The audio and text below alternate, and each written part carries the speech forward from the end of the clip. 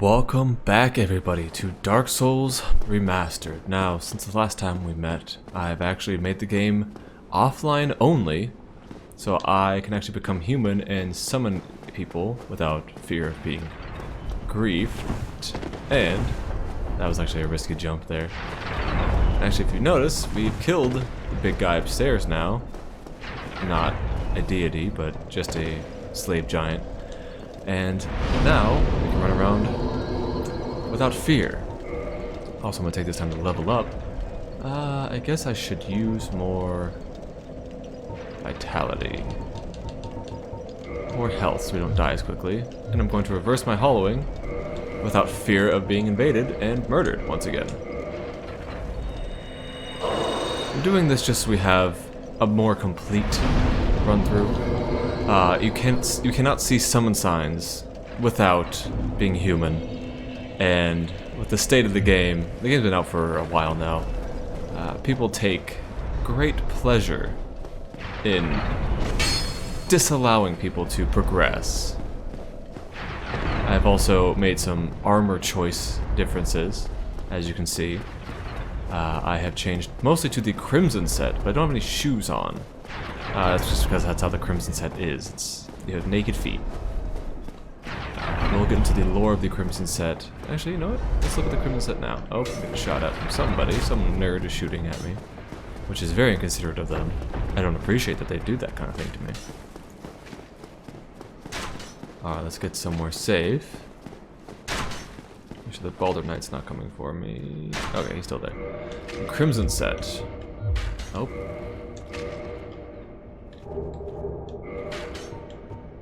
Mask of the sorcerers who flooded New Londo to seal away the dark wraiths and the four kings who descended into dark.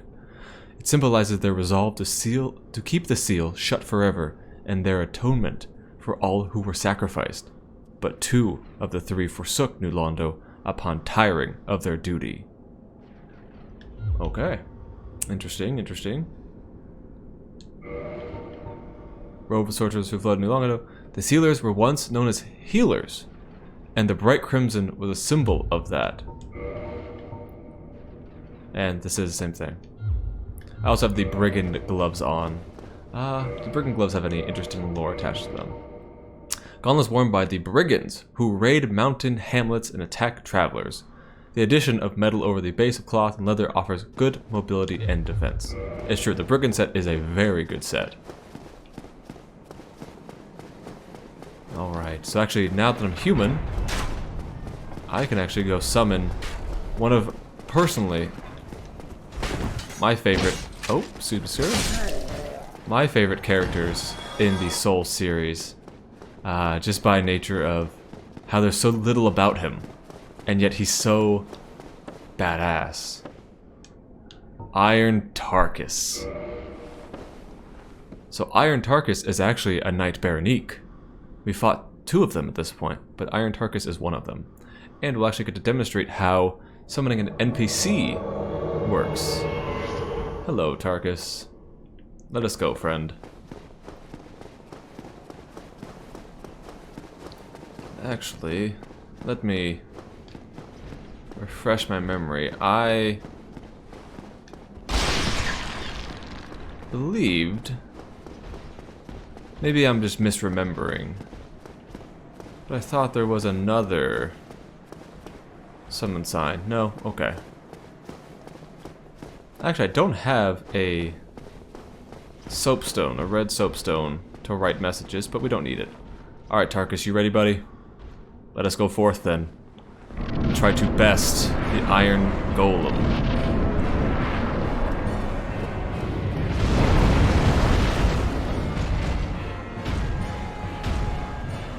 Alright, Tarkus, get him, buddy. Tarkus? Look at the damage Tarkus does. What a monstrosity he is. Look at that damage, though.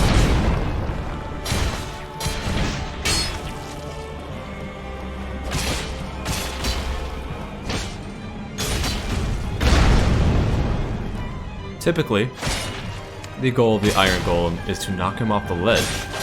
However, Tarkus makes very short work of the Iron Golem. And notice we didn't get a soul out of the Iron Golem. No, we got the core of the Iron Golem. But before we utilize this, let's take a look at the core of the Iron Golem. Soul serving as the core for the Iron Golem, guardian of Sen's Fortress and slayer of countless heroes seeking Anor Londo. Originally a bone of an everlasting dragon. So again, they used the everlasting dragons, which we'll come across an everlasting dragon actually, spoiler alert. And they used part of an everlasting dragon, shoved it into an amalgamation of steel, and created an Iron Golem to defend Anor Londo as a final test for those trying to reach it from Sen's Fortress. So if you have to ring both bells, best Sen's Fortress and get here. Which, actually, Iron Tarkus is one of the few heroes to actually have done that before, which is why he's so good in that fight. That's how he guessed it before. He just beats it down. And now, one of the most creepy enemies in this game, the messengers.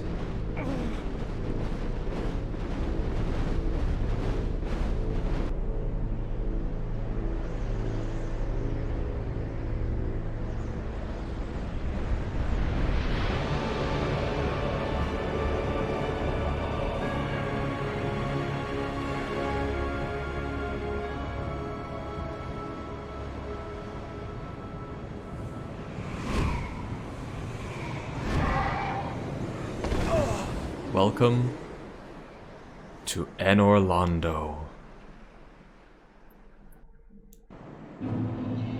Anor Londo is the city of the gods.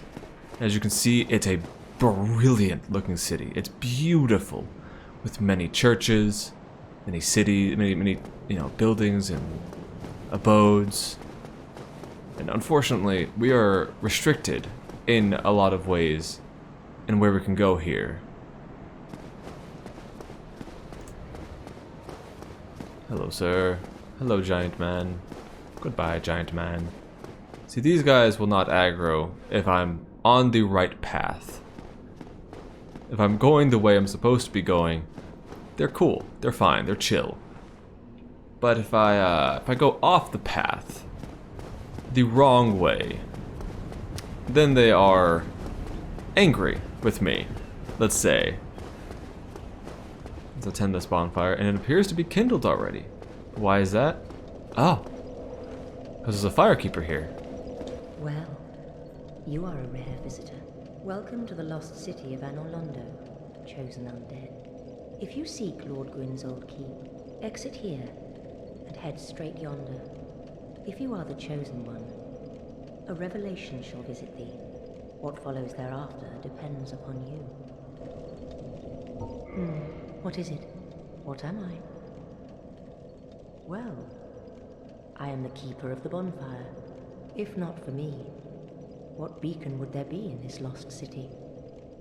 A gatekeeper and a guide. That is my calling. The bonfires attended by the keepers are special. They are linked to one another, and their flames never die. Yet never shall the keepers of these flames meet. If you require rest, now is the time. That is, after all, what the bonfire is for. If you require rest, that is... Alright, so actually, she is more than she lets on. However, she is in fact a firekeeper. So if she wasn't, we wouldn't be able to do what we just did. To reinforce our Estus class. And we can level up quite a bit here. Some strength and dexterity, strength and vitality. I have more health and I can hit people harder, which is generally how you win video games of this nature. Oh man, this city is just so brilliant. Oh, and the lens flare. Never noticed that before. Little lens flare. Should we go say hi to some giants? I feel we should. So these gentlemen, again, are just guards of Anor Londo. They're giant, as actually most people in Anor Londo were. See? I went a little off the path. Trying to pull him a little bit away.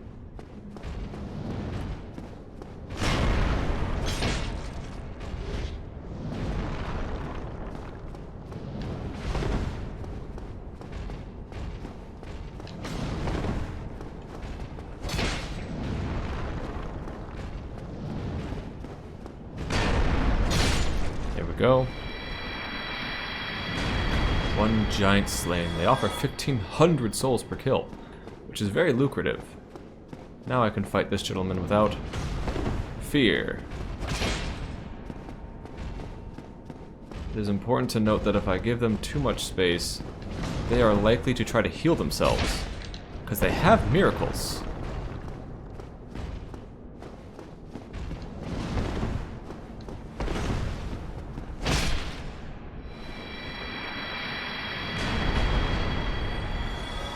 Alright, check the chain. Twinkling Titanite, which is what I need. Check the chain. Oh. This chain is pointing toward us. Be wary of strange creature. Oh. Actually, if you notice, the chest is breathing. It stopped doing it when I got close. But if I walk away, it begins doing it again. Ever so subtly. But we can't have this. This is a mimic.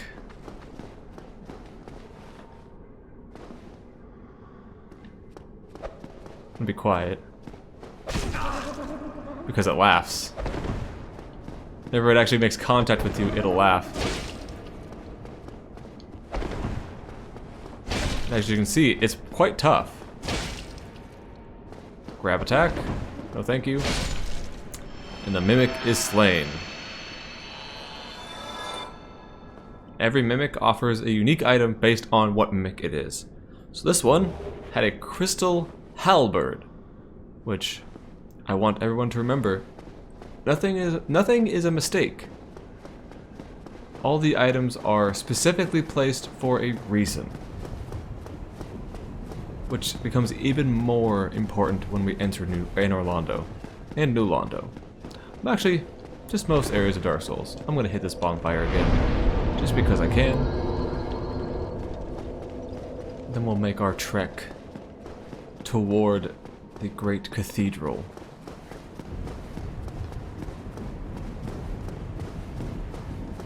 So beautiful. This is an elevator.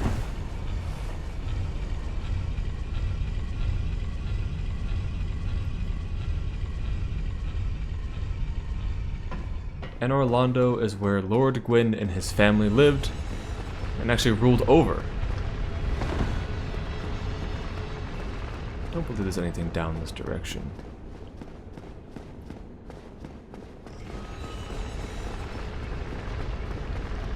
Hello, sir.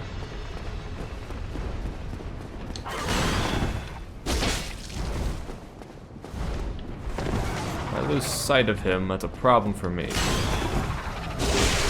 Got another gargoyle tail axe. Oh, that's bad timing.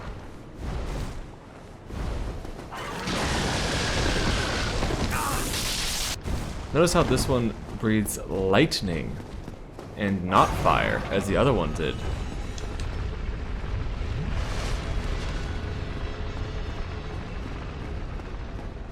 It's a little trick for you for these gargoyles is, if you leave the pathway, they will just kind of forget about you.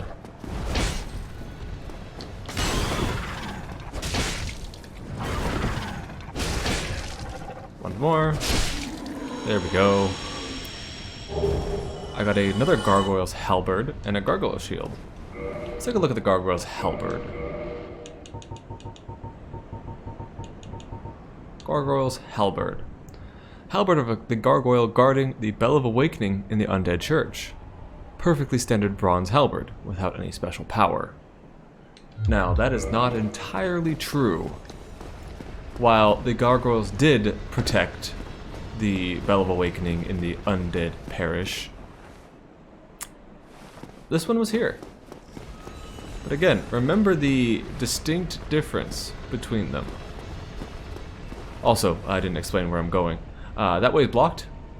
As you can see, the pathway is a bit obscured because I can't get onto that platform. So I have to go up this way and through this massive church. Which this is an area that a lot of new players don't realize is here. That you can walk on these trusses, I guess you'd call them. And there's this gentleman who is just awaiting my arrival. So these gentlemen may look very strange. And they should. Because they are only... Oh, I might die. No. I don't die. Chug my Sunny D. These are painting guards. I'd be saying, what painting? We'll get to there. And why does a painting need guards? We'll get there. Now this area is one of my least favorite. Because as you can see, it's scary.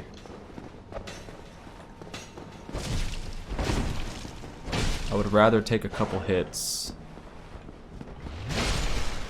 Ah, they are undead. Anybody who drinks Estus is undead. It is known. Okay, sir, please stop throwing knives at me. And I'm dead.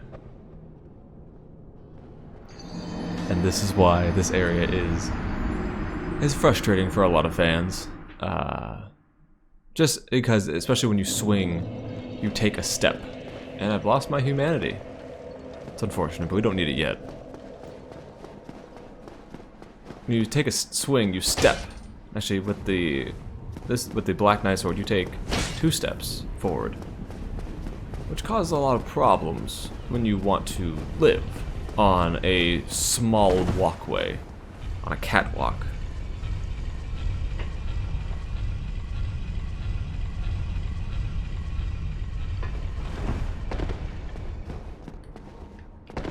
Oh, I can't jump over that.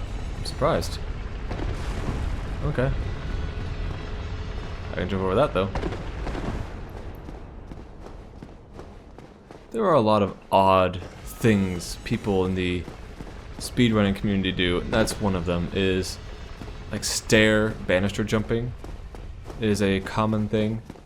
Just because it's faster to jump over the banisters of multiple stairs and then just work your way down. This gentleman will aggro. It seems their health is about 230. Seems to be the magic number of their health.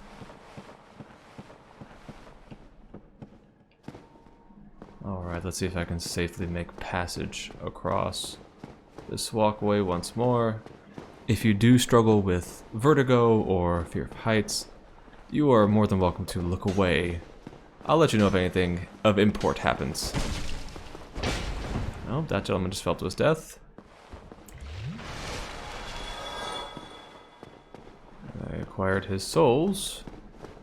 I've got my souls back.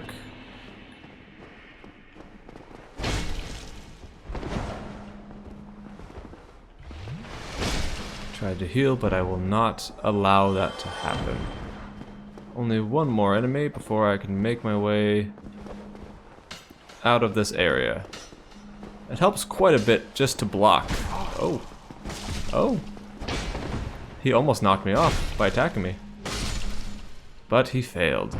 And I have succeeded. I've made my way to the exit. We will come back to this area in a minute. However, this is where I'm going to end this episode. I want to thank all of you so much for watching, and next episode, we'll make our way up there to the cathedral. And we'll try to knock on the front door. But I want to thank all of you so much for watching, and I'll talk to you next time. Alrighty, see ya! I need to start recording, and I haven't upgraded anything. I probably need more armor, 'cause I'm gonna fucking die.